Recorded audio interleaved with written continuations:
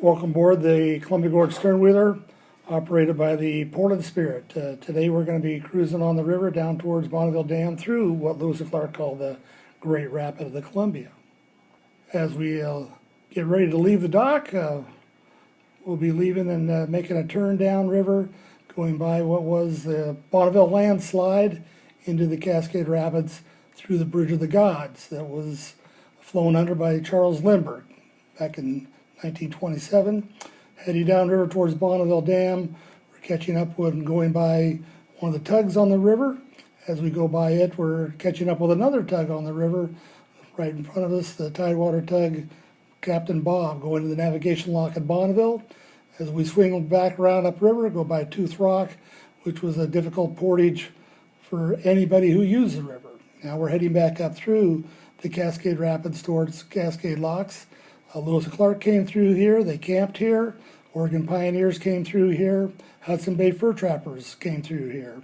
Still proceeding on up through what Lewis and Clark called the Great Rapid of the Columbia, back through the Bridge of the Gods, where the land bridge may have once stood, which was named Batominaw.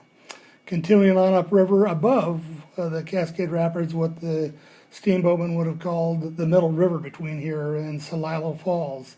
The river's about a mile wide up here as opposed to a quarter of a mile wide down in the Great Rapid of the Columbia above Bonneville Dam. As we're cruising, let a guest come on up and take the helm just for a second as we continue on upriver towards what Lewis and Clark called Wind Mountain. Wind Mountain is an extinct volcano. Lewis and Clark saw their first California condor at Wind Mountain, the dome-shaped mountain you see out in front of the vessel at this time.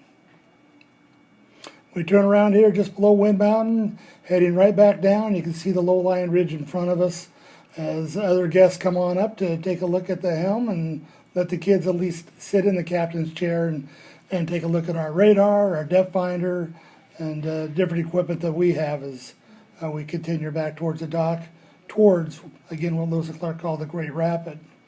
And we're in the middle of the river, what they call the Middle River, where steamboats ran between here and Celilo Falls.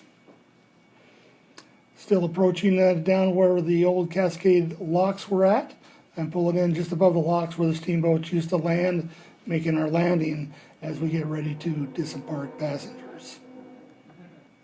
And thanks for cruising with us today on the Columbia Gorge Sternwheeler, operated by the Portland Spirit. Hope to see you soon.